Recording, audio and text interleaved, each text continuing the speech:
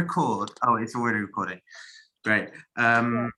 So, yeah, I just wanted to introduce Carlotta, who was an NC and kind of a tutor and lots of things within EASA for Italy for a long time. So it's really, she did some amazing workshops and things there, always inspired by her interventions. So, but she's currently part of a new group setting up a space for cultural work and shared recreation in Milan, and it's called Dopo Space. So I just wanted to create a platform for Carlotta to share a bit about Dopo Space and tell us more about it. And yeah, over to you, Carlotta. Yeah, so yeah, nice to meet you and happy to see you. I started EASA like in 2013 and finished my experience there like in 2018 more or less. So doing mainly like first participating and then being involved both in the national contact group and also like tutoring a couple of construction workshop together with Luis. I mean, not together, but like in the same years of Luis.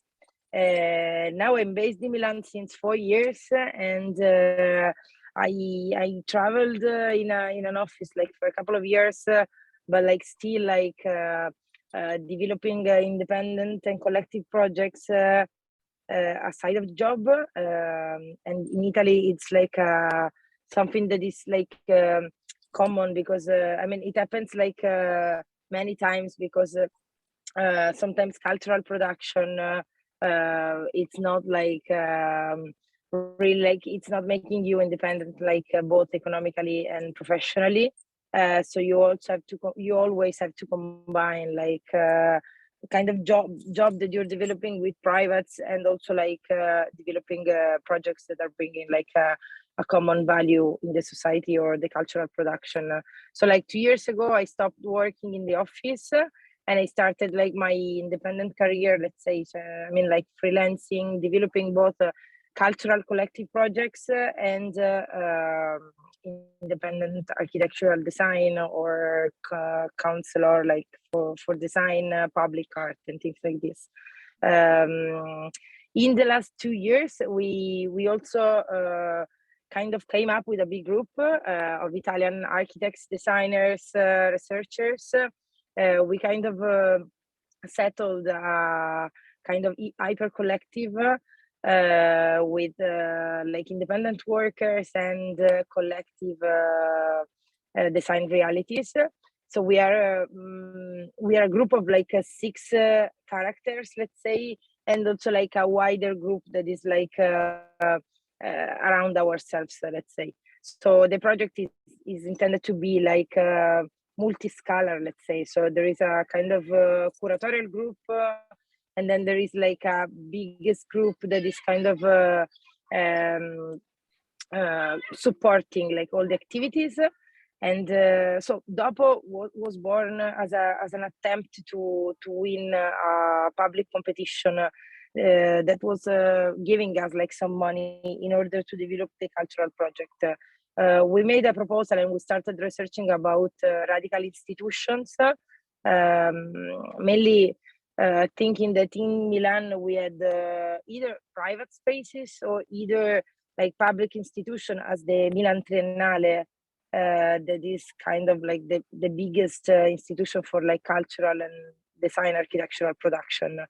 And also like the other pole opposite to Triennale was Macao. That was actually like an occupied center, really like critically and profoundly based in the contemporary cultural research. They were like developing performative projects, talks and public meetings on for example, like Faircoin and a way to support like communities to produce cultural contents. So there were like these 2 opposite poles. So one was really like institutional, and the other one was totally like spontaneous and illegal. So we started like investigating a little bit like the space in between these 2 institutions that we had as a reference.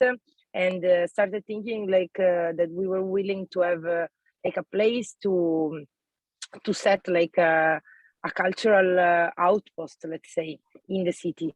One, because like the two poles were like too radical to cover like a wider public, let's say. So we started researching on this team that it's called, actually, Dopo come from Dopolavoro, that it's like the literal meaning could be like after work. And Dopolavoro, it's like a traditional Italian typology that was kind of hosting, sorry, there's a little bus. So that was hosting like public workers after their job. So they were going to this kind of, we call them circoli also. So kind of public bars also. So they were like a mix between like bars, after work activities. They were like playing, drinking, talking about like political things or social issues. So it was a place like also where people were creating like a common way of thinking on the contemporaneity.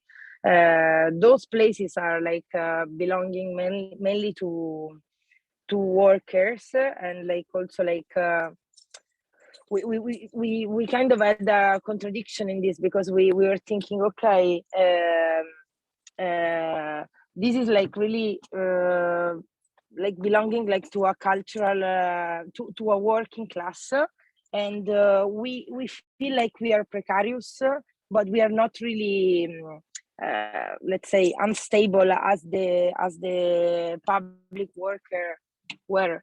So we are like cultural worker, and we feel like we are not really solid, but at the same time we wanted to produce a place where like cultural worker can actually meet and produce contents, because the situation in Milan is like a little bit I think responding to the European situation, where like Europe is trying to making like regular all the cultural outposts, let's say, and free place to produce culture. So Dopolavoro was actually like just sorry, I need to work this. So it's really like we're working also like in these days a lot on organizing new events.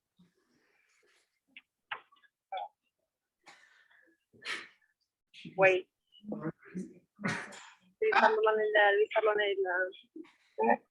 Wait, I have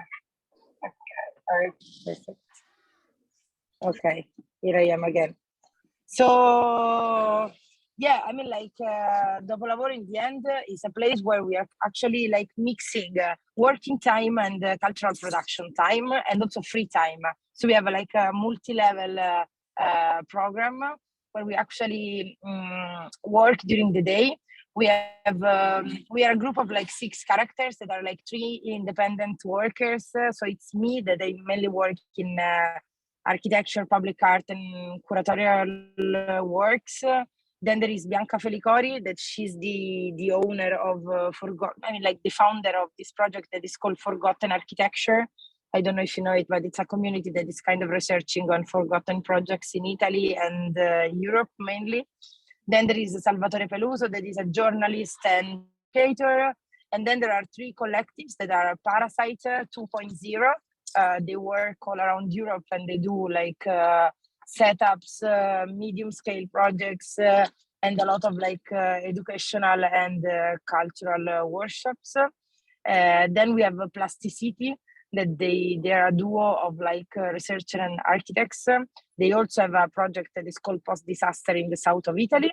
And then the last one is Fosbury Architecture, that they made like a great research on all the unfinished public works in Italy.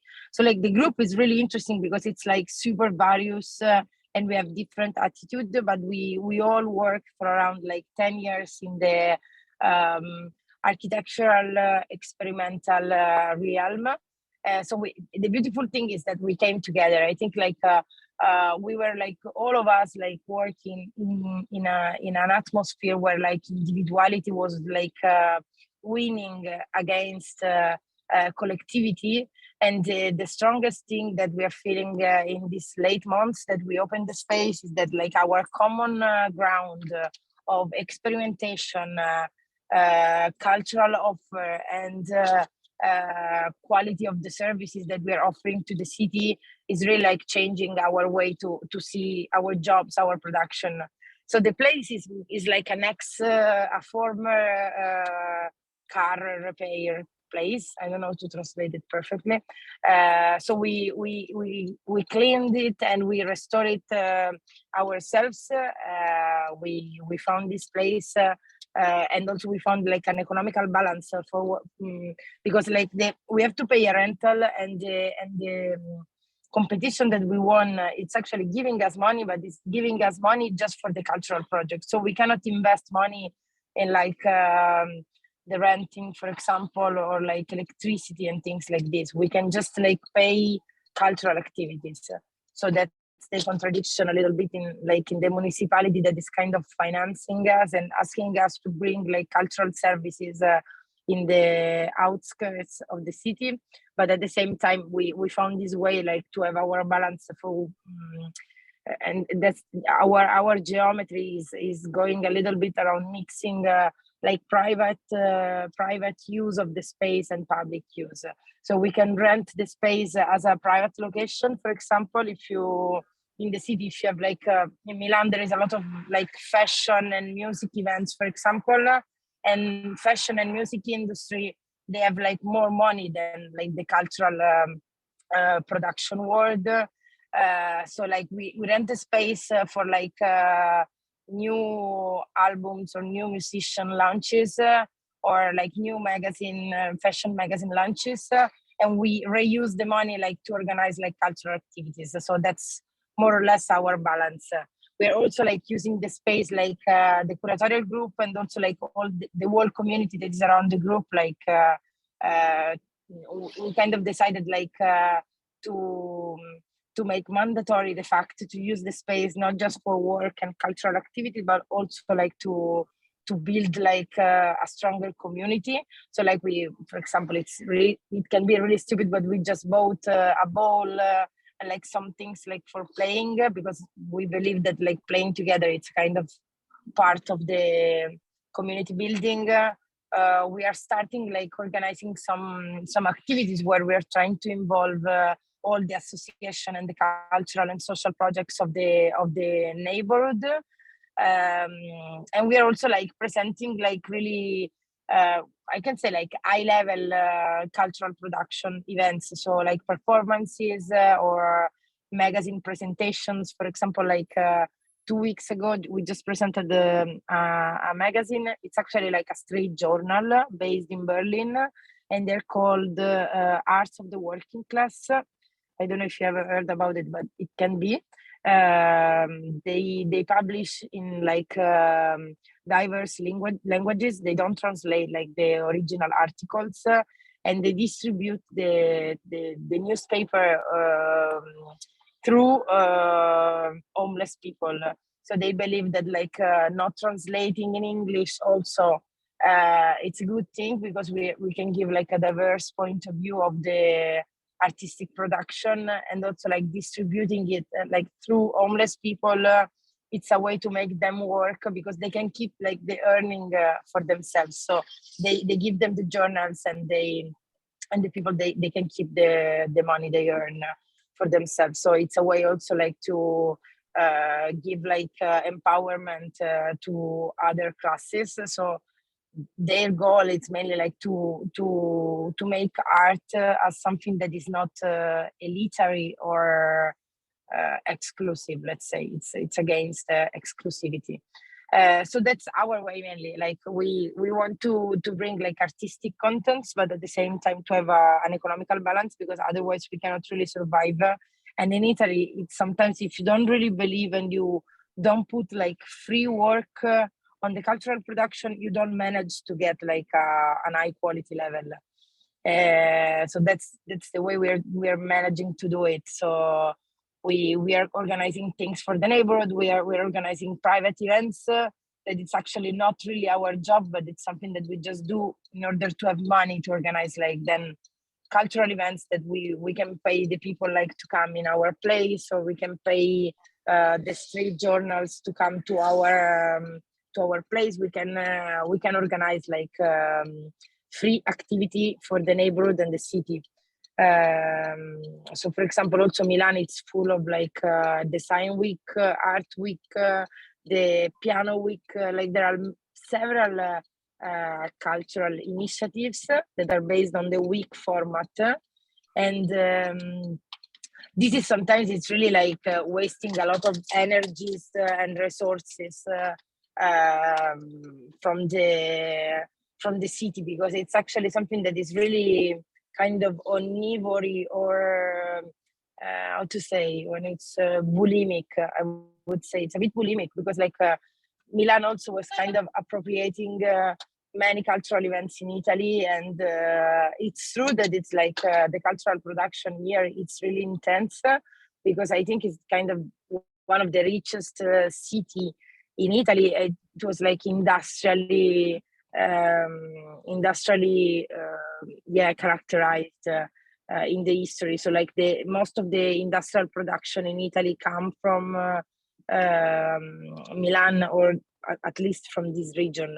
So like also fashion, design, editorial projects were like really like rich and intense here in this region. So that's why also we have to kind of be a contrast or be like an opposite pole to this kind of like really, it's kind of cannibalistic, you know, like when you organize like so many cultural events that your city is continuously like producing new setups, news. I mean, like also like materially and unmaterially is really like dense and busy. So we also, with our program at Dopo, we are trying to propose also like few projects that are mainly like really qualitative and inclusive. And also we are trying to bring together different levels. For example, like if you organize like an event for the neighborhood, you don't organize it like excluding like the cultural public of Milan, but you do it like trying to involve like both of the publics. So like the real challenge, I think at the moment that we are facing with our project is like making things like attracting both like for a kind of social level, and both for like innovative contemporary artistic production. So that's mainly, I told you like more or less like the story of the project and how we are working. We are now planning like to host other events, panels, performances, music, concerts, a lot of like performance, also like sport activities, a little bit like in an experimental way, not really like, but then like also trying to involve like the children community of the neighborhood. There are a lot of like African, Arab communities in the neighborhood that in Italy are really like still very segregated, or far away from like a real integration still. So we have like many challenges like to face, that it's like keeping the project alive and offering like a good quality program, but at the same time I think that like the main one is this thing that I was telling you, like to mix like a little bit like the social level of the Milan cultural production, that is not really easy. So that's our story, and all of us are trying like to put together like their freelance activities and the managing of these cultural spaces. We are doing like meetings, and we are super normal, like we kind of work and have free time every day. It's super like inspiring as a way of living the project. And we hope that we can be like also like a reference in Milan also, because we were thinking like to involve like wider and wider communities in order to produce spaces. I mean, like to build up spaces that can host independent workers, cultural production, but also like a social and a political dimension that is kind of representing the contemporaneity. Because like the first examples I was telling you about like Triennale and Macau, that were kind of belonging from like the 20th century. We were feeling this, that like Triennale, it's kind of like, you know, this kind of classical artistic production, mainly divided in boxes. And even if they try to do like theater performances, they try to involve like contemporary artists, like still the format and the public they're talking to, it's still like a bit from the 20th century. And also like the other one, Macau, that is we call them like social occupied centers in Italy, so like illegal occupation places. They were doing like a great contemporary production, but they were still doing with this kind of riot 1990s style of like producing content. So we felt like the responsibility as like youngest people to propose something new, and that's what we are trying to do by working, playing, and organizing cultural events in the Dopo space. I don't know if you have any questions, or if you want to tell me like what you're trying to discuss about like in these 2 days. I don't know. Luis told me that you're like organizing like meetings and talks. So if you want to know something specific, I can answer with pleasure.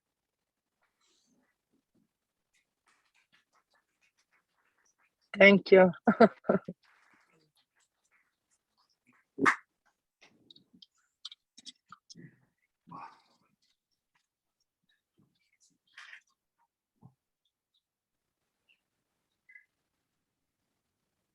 Do you want to?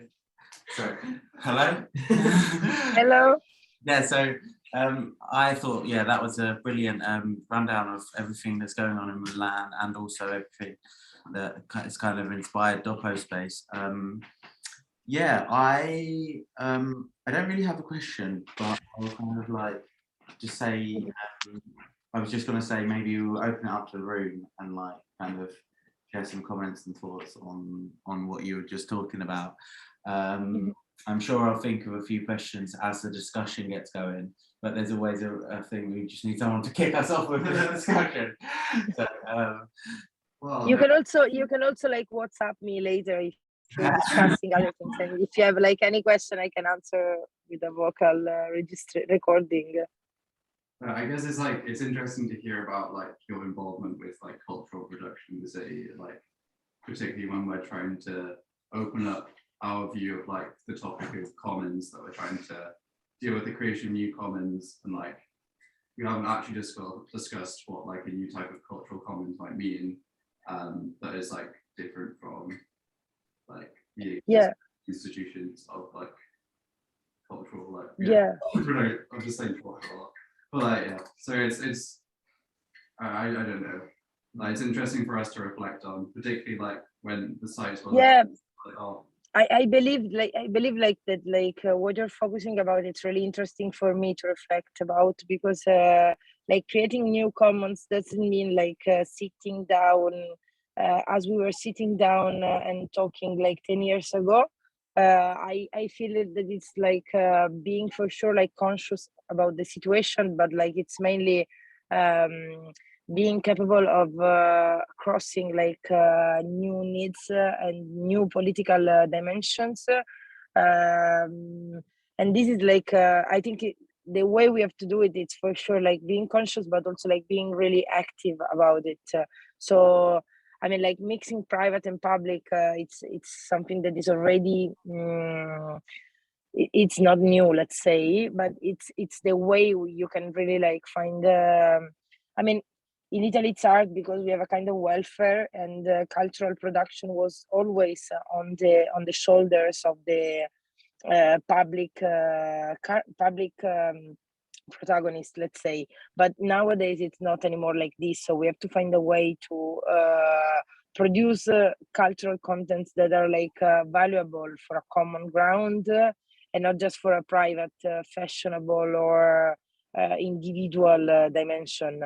And the best way to do it is like to work with private entities that are able like to support economically the production, and they're starting to understand that they don't have to be like present in the projects as like bad presences that are they just want to make marketing on them. They really want to base their production, their private production, commercial production, for example, on values that are like ethical in many senses, like by a gender equality point of view, by an economical equality point of view, by the fact that we can produce like intercultural and interdisciplinary projects, and all these like ethical dimension is like being absorbed by private entities, thanks to good like curatorial or curators or researchers that are bringing together really different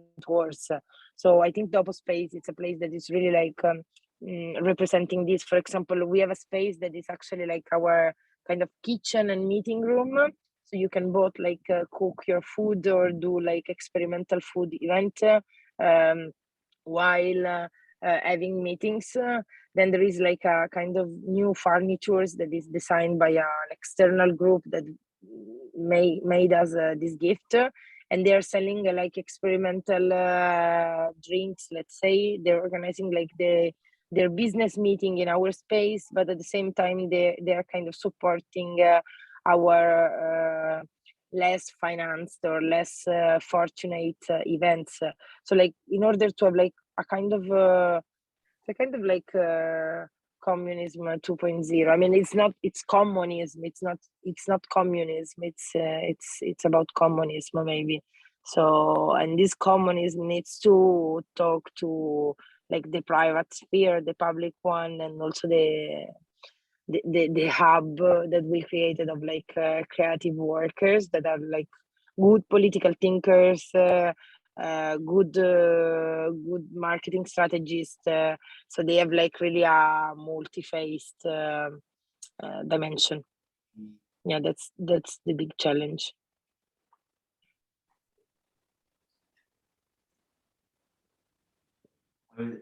I was thinking about, thanks, Carlotta. I was thinking about your take on the week, and there's all of these weeks. I was wondering, like, maybe there's some kind of week that you can put on, like working week, or kind of some other week that is like an opposite to week, or like, I wonder how you could play with that kind of thing.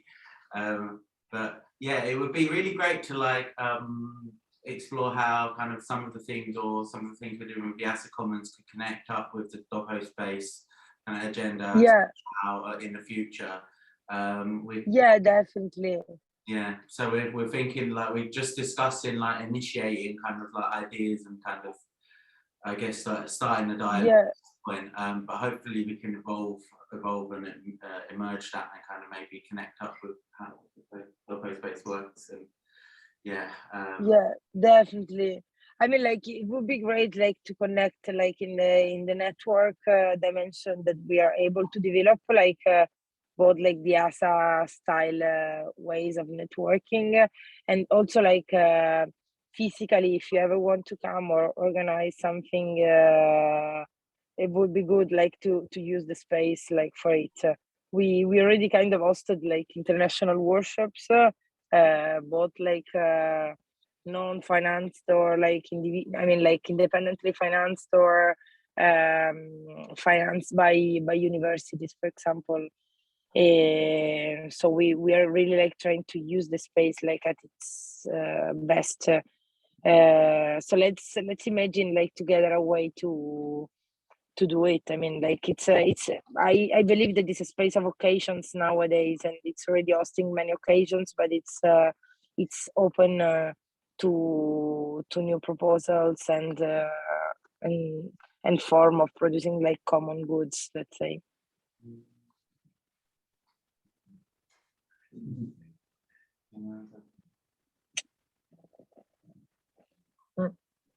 Yeah, this was also interesting. Like after like Louis introduced us to Sheffield, the city that we're in right now, a little bit yesterday, and you were talking about how we were moving, well, how the city moved from a space of like into like industrial production of like metalwork towards like these buildings becoming shells and then housing like, yeah, like new music venues and arts venues, etc.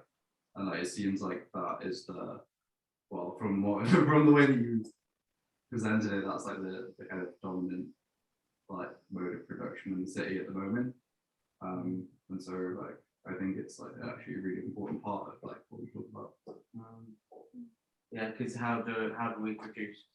Like, I guess the kind of theme of Dopo Space is kind of like exploring is like, yeah, how do you produce cultural work outside of the reality of like what you're calling like these cannibalistic structures or the kind of normal working week and all of that kind of thing. And that's like, yeah, that is I think it's nice to just like hit that head on, because that is also something that is kind of like perplexing about lots of kind of art practices that they may be kind of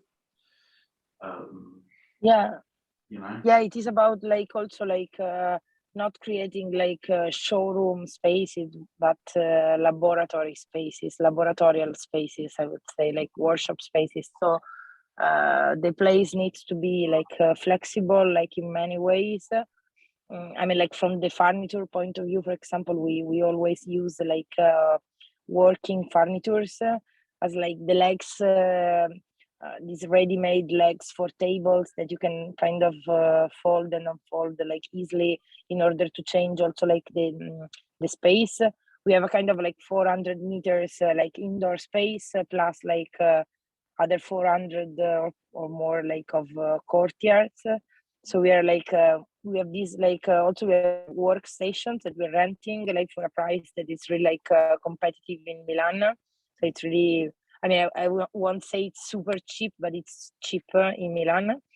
And also like the connection, like from the furniture I was saying too, the connection that we have with the neighborhood, for example, because that neighborhood that we are staying, it's called Corvetto. It's the southeast outskirt of Milan. And it's a place where, like, for example, the municipality is moving like some offices. There is a big like like housing construction phenomena that is happening in Milan, because like many people from Italy, mainly like cultural workers, like they moved here in the last years. There was like the expo some years ago, and that expo kind of brought many like financial and cultural energies on the city. So when I moved here, like in 2018, even before, like in 2016, like the city started to host many people, and it really needs like new housing, cultural outposts. So that's like a challenge that we're facing, because we are also part of a kind of gentrification of the urban fabric we are staying in. So that's another way, like also like to fight a little bit some kind of capitalistic phenomena that are happening in the city. So like being together, like both like working and organizing events, it's a way like to feel like each other's energies and efforts in order to put them together and not to waste time, also like time and yeah, content and energy. So we are both like doing our job, like having lunch together, playing together, organizing like performances and each other presentations. So it's really, for us, it's really like inspiring that we're there, and we are many people, and every day like many people comes in and come and go, and they bring like contents, ideas, also like their social presence. So yeah, that's really interesting for me. Like many people in Italy are starting like to leave like their jobs, so they are willing not to work as dependent workers, like for kind of like agencies or like big groups, but like the freelance dimension is taking more and more space, also in the kind of infrastructure that Milan is offering, because there are like many short and medium term projects that you can work with and then leave them and like have the time also like to produce like free time and quality time for social exchange.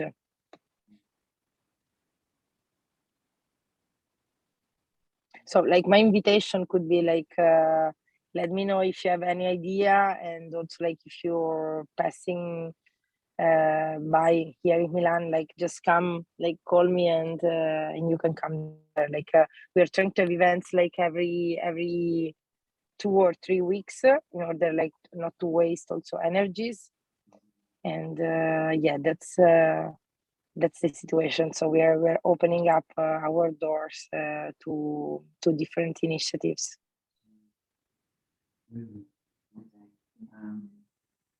Great. Thank you so Thank much. you so much, Carlotta. Thank you for inviting me.